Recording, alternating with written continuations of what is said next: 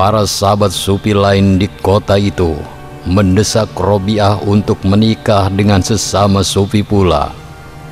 Karena desakan itu, Robiah lalu meminta orang yang akan menjadi suaminya adalah seorang yang paling pintar di antara mereka untuk menjawab 4 pertanyaannya. Maka mereka serempak menjawabnya. Hasan al-Basrilah orangnya. Robiah kemudian berkata, "Wahai orang yang bernafsu kepadaku, carilah wanita yang bernafsu sepertimu." Tacing TV dengan bangga mempersembahkan kisah ulama sufi meminang Robiah al-Adawiyah dengan judul 4 pertanyaan Robiah membuat pria yang melamarnya menangis. Untuk mengetahui kisah selengkapnya, silakan simak video ini sampai selesai. Bantu kami dengan cara klik tombol subscribe dan tombol lonceng agar Anda menjadi orang pertama yang mendapatkan notifikasi video terbaru dari kami secara gratis. Selamat mengikuti.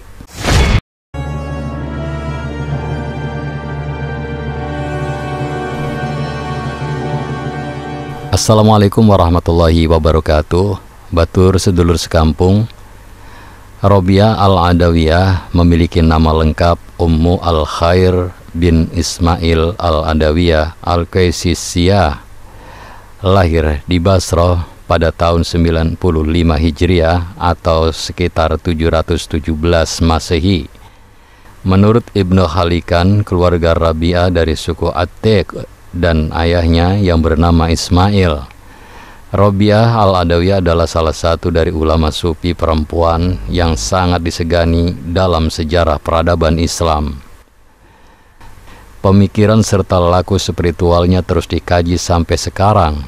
Berbagai macam kisah hidupnya pun sudah banyak dikupas serta ditulis dalam banyak buku, termasuk soal ajaran cinta atau mahabbah. Selain Jalaluddin Rum, Robiah al-Adawiyah adalah seorang sufi yang mengusung madhab cinta. Cintanya kepada Allah Subhanahu wa Ta'ala begitu dalam dan kuat sehingga ia tidak mampu mencintai yang lainnya, karena cintanya hanya milik Allah Subhanahu wa Ta'ala. Robiah menyembah Allah Subhanahu wa Ta'ala dengan dasar cinta atau hub, bukan karena takut atau berharap. Karena saking cintanya kepada Allah Subhanahu wa Ta'ala, Robiah pernah berujar bahwa ia tidak mendambakan surga serta tidak takut kalau dimasukkan neraka. Robiah dikenal sebagai hamba yang sangat patuh serta taat kepada Allah Subhanahu wa Ta'ala. Bahkan setiap hembusan nafasnya selalu diiringi dengan zikir kepada Allah.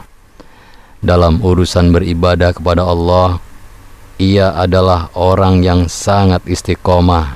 Ketaatan yang begitu tinggi kepada Allah membuatnya dikenal sebagai waliullah atau wali Allah. Wanita suci ini sama sekali tidak memikirkan dirinya untuk menikah. Sebab menurut Robiah, jalan tidak menikah merupakan tindakan yang tepat untuk melakukan pencarian Tuhan tanpa harus dibebani oleh urusan-urusan keduniawian. Menurut Abdul Mun'in Kandil, Robiah termasuk dalam kelompok manusia yang mempunyai naluri yang tinggi, melebihi manusia biasa.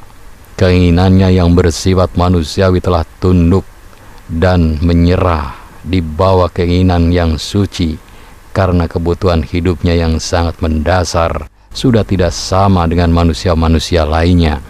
Keinginan Robiah yang bersifat manusiawi telah dialihkan atau dipuaskan, disubstitusikan dengan rasa cinta kepada Allah. Padahal tidak sedikit laki-laki yang berupaya untuk mendekati Robiah dan bahkan meminangnya. Di antaranya adalah Abdul Wahid bin Zaid, seorang yang dihormati dan berpengaruh dalam masyarakat pada waktu itu. Abdul Wahid meminta temannya untuk menjadi perantara kepada Robiah. Namun ketika perantara itu menemuinya, Robiah kemudian berkata, "Wahai orang yang bernafsu kepadaku, carilah wanita yang bernafsu sepertimu." Laki-laki lain yang pernah mengajukan lamaran kepada Robiah adalah Muhammad bin Sulaiman al-Hasim, seorang amir Abbasiyah dari Basrah.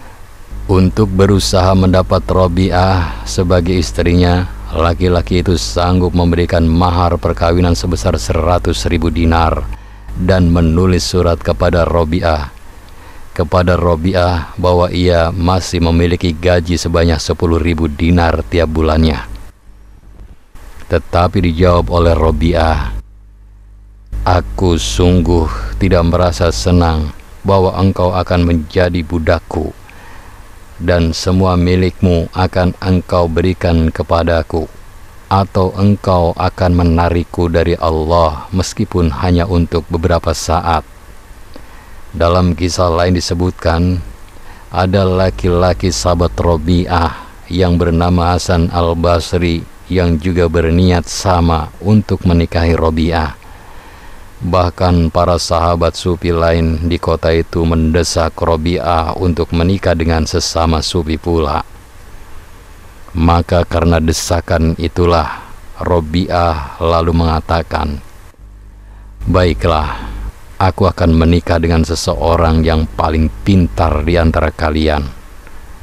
Mereka mengatakan, "Hasan al-Basri lah orangnya."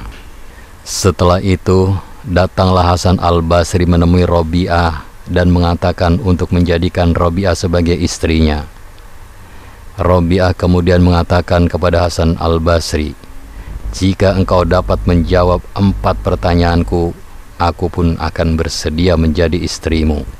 Kemudian Hasan al-Basri menjawab, "Bertanyalah, dan jika Allah mengizinkanku, aku akan menjawab pertanyaanmu."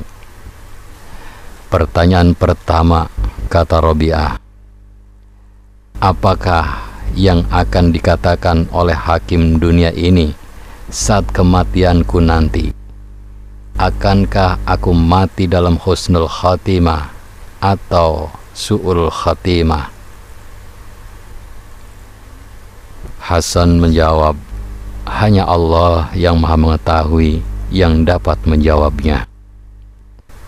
"Baiklah kalau begitu. Sekarang pertanyaan yang kedua. Apa yang akan Anda katakan jika ragaku telah diletakkan di bumi pemakaman dan telah menanyaiku munkar dan nakir? Apakah aku mampu menjawab pertanyaan darinya?" Kemudian Hasan menjawab, "Hanya Allah yang Maha Mengetahui." Robiah al-Adawiyah mengajukan pertanyaan yang ketiga. Jika manusia telah diarak di akhirat kelak, masing-masing dari mereka menerima kitab amal perbuatannya, dan aku telah benar-benar menerima kitab amal perbuatanku, di tangan manakah aku menerimanya? Apakah tangan kiri atau tangan kanan? Hasan Basri lagi-lagi menjawab, "Hanya Allah yang Maha Tahu." Kemudian Robiah mengajukan pertanyaan yang terakhir. Pada saat hari perhitungan nanti, jika telah dipanggil manusia, beberapa di antara mereka ada yang di surga dan ada yang di neraka. Lalu, di manakah aku berada di antara dua golongan itu? Hasan lagi-lagi menjawab seperti jawaban semula, bahwa hanya Allah saja yang Maha Mengetahui semua rahasia yang tersembunyi itu. Setelah beberapa pertanyaan yang diajukan Robiah, tidak ada satupun yang dijawab oleh Hasan al-Basri. Robiah mengatakan, "Seseorang yang baginya gaib tentang 4 hal ini, bagaimana dia disibukkan dengan pernikahan, wahai Hasan? Kabarkan kepadaku berapa bagian Allah membagi akal." 10 bagian, kata Hasan al-Basri, yaitu 9 bagian diperuntukkan laki-laki dan 1 bagian diperuntukkan perempuan. Lalu Berapa bagian Allah membagi nafsu? Tanya kembali Robiah. 10 bagian, jawab Hasan Basri, yaitu 9 bagian diperuntukkan perempuan dan 1 bagian diperuntukkan untuk laki-laki. Wahai Hasan, aku dianugerahi kemampuan menjaga 9 bagian nafsu dengan 1 bagian akal, dan engkau tidak mampu menjaga 1 bagian nafsu dengan 9 bagian akal. Kemudian Hasan Basri waliullah, ulama ahlul hakikah, diangkat tabi'in ini menangis dari apa yang dikatakan Robiah al-Adawiyah, dan dia pun keluar dari kediaman Robiah. Batur sedulur sekampung, demikian kisah seorang sufi wanita Robiah al-Adawiyah. Semoga kita bisa mengambil hikmah dan tauladan dari kisah ini. Saya yakin Anda memiliki pendapat yang berbeda. Oleh karena itu, jika ada perbedaan atau ingin melengkapi kisah ini, silakan tulis di kolom komentar dengan bijak. Mohon maaf jika ada kekeliruan. Terima kasih telah menonton video ini sampai selesai. Jangan lupa klik tombol subscribe, like, komen, dan share sebanyak-banyaknya. Ingat, tetap meduluran aja pada tukaran. Wassalamualaikum warahmatullahi wabarakatuh.